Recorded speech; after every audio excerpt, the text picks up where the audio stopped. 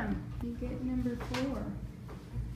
Governor, you answered this first, right? Mm-hmm. Yes. Okay, so I'm right so far. So far, so good. Okay, Governor Ducey has stated that Prop 123 was the first step in restoring funding for Arizona schools. What are your next steps? Well, there's a quick point on Prop 123. Prop 123 is a good start if the money is getting into the classrooms. And already there have been some indications that there's going to be a hiccup with that. But that being said, in our district alone, we have access, well, we don't have access yet, but we do have a lot of state land sitting around doing nothing but collecting dust. And I think the thing we should be looking at are alternative revenue streams that we can bring in so that, like I said, even when our economy slows down, we don't have the dramatic peaks and valleys in education spending. And so Prop 123 is a good start. It's not the answer alone. And so I would look at also something we haven't talked about yet is increasing the general size of our economy, unleashing our economic potential across the state, increasing overall state revenue, which will allow us to have more money to spend on programs that are either underfunded or have been deferred for the last 15 years or so. Thank you. Senator Farnsworth. I was the last person in the Senate to vote when we were considering Proposition 123. I was very concerned because of its lack of accountability. It seems like the more money we spend, a lot of money, send it to education, it doesn't get to the classroom. Where is that money going? And here we are putting a whole lot of money into education, which we're all excited about and hopeful that it will have the effect that we all desire.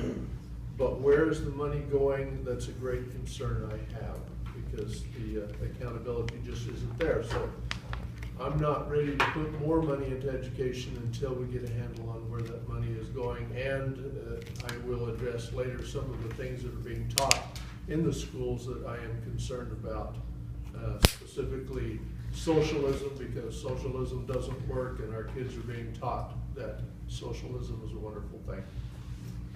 Thank you. Representative Townsend. Thanks. So I'm in agreement with my colleagues here that I have here a figure that says 26% of the Prop 123 money is going to the classroom. And that's unacceptable. It's what we were afraid of. I appreciate the governor's efforts to be creative with the funding. I'm concerned, however, that it's going to go right back to administration and right back to trips to LA and right back to things that aren't needed in our kids. I have a quote here where after taxes and pension deductions, teachers in Peoria will pocket an extra $53 every 2 weeks on average. And I remember the struggles my father went through as a teacher with 4 kids and then later a blended marriage 7, trying to feed all of us on a teacher's salary. And I appreciate the struggles. So $53 is nothing. It's unacceptable. It's not going to attract any teacher to Arizona. Thank you. Sharon. Okay. I am looking at 123 Go as an effort within the state, and one of the things that they are trying to promote is that all voters talk to the prospective legislators and ask them to be accountable for what they will do to expand upon 123, as the governor has told us. It's a first step. It maybe is a mandate. But schools need certainty and they need sustainability so that we can rebuild our public education systems and restore the crumbling buildings. Even the facilities fund is not being properly funded so that we can take care of the buildings our children go to every day. We need to provide the educational resources that will make our students competitive, either in college or in their future career. And so I favor tax reform so that we can start reversing the trend of draining the general fund with tax cuts to the wealthy corporations or tax credits to those Arizonans who do need them the least. Thank you. John.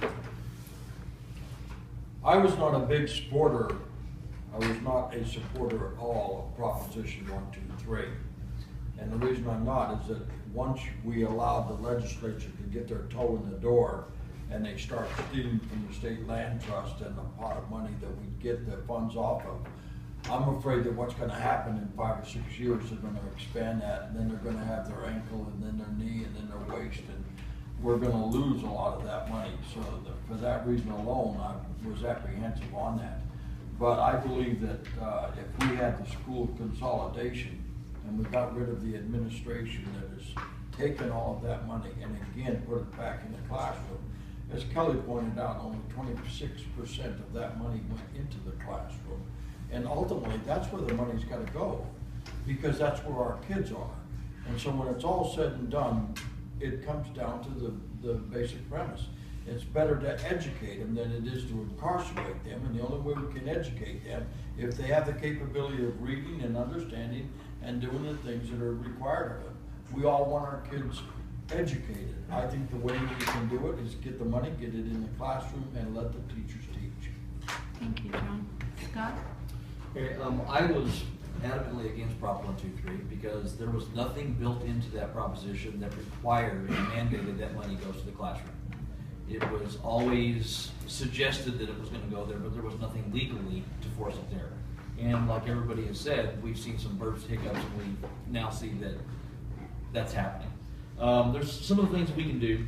First off, we can repeal SB 1413, which is a big tax break to manufacturing corporations that don't have to pay sales tax on electricity. We do, and we're not making a profit. They don't. We can repeal Proposition 108 from 1992, the 2/3 for taxes amendment from the Arizona Constitution. We can pass Proposition 100 replacement, which was really successful. Not as successful as it needed to be, but it was better than what we have now. And we can stop giving money to private prisons. Let's work on the health of our community and stop building more prisons. Thank you, Scott. Cara? Okay, well, I think we need to legalize and tax, not medical, but recreational marijuana, which will provide the following. And there's a whole bunch of fun numbers, if you wanna come see me later, I can tell you. But just right off the bat, 53.4 million in fiscal year 2019 and 80 million in fiscal year 2020. And like I said, there's a huge breakdown from the Joint Legislative Budget Committee. So anybody wants more on that, hit me up after this. Excellent.